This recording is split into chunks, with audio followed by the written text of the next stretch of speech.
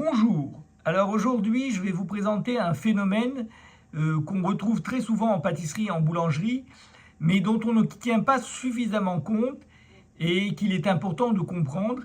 Et surtout dans les préparations au chocolat, comme la ganache, ce phénomène joue un rôle très important.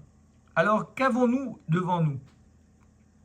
Nous avons de la poudre de cacao, qui est environ 10 grammes, et 5 grammes d'eau.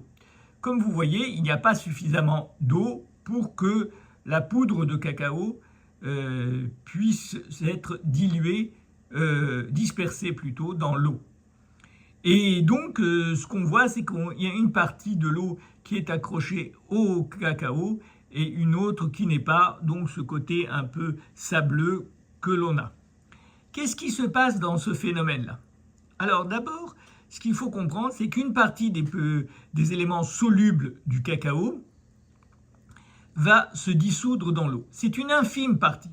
Le reste va s'accrocher au cacao sec. Je dis bien s'accrocher et pas absorber, mais bien accrocher. Pourquoi je dis ça, vous allez comprendre tout à l'heure, mais imaginez-vous que c'est comme une éponge qui a absorbé une partie de l'eau, mais que si j'appuie sur l'éponge, l'eau va ressortir.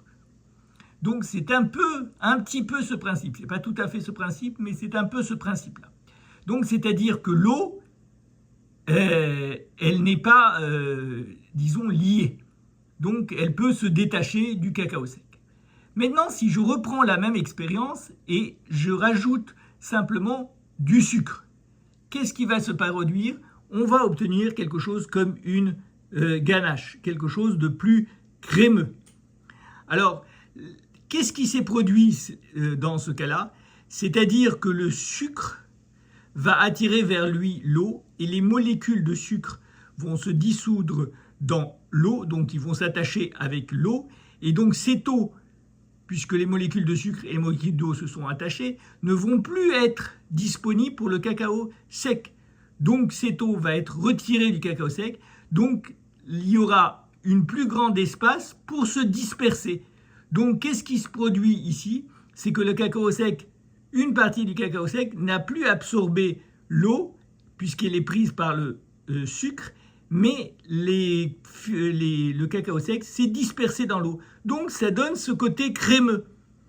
Donc quand on a une ganache qui tranche, et que d'habitude on dit on va rajouter de l'eau pour qu'il y ait plus d'espace pour que la matière grasse s'y disperse. Mais si au lieu d'ajouter de l'eau, on ajoutait du sucre, ce qui n'est pas intéressant parce qu'on aurait un produit plus sucré, mais on aurait le même effet, c'est-à-dire que la ganache arrêterait de trancher.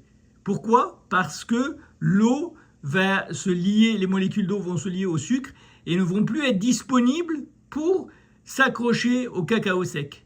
Et c'est ça qui fait la différence entre ici où on a de la poudre et là on a presque quelque chose de crémeux.